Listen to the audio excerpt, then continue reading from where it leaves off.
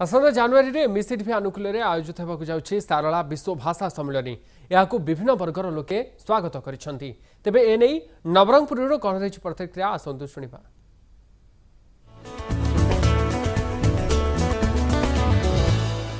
आज पर्यंत किए एपरी एक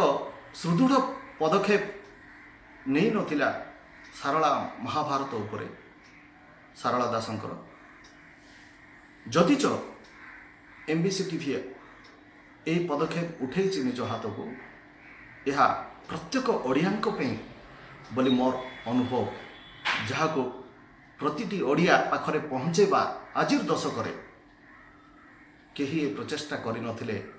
पहुँची जीव आगामी दिन में से शुभेच्छा मो तरफ भी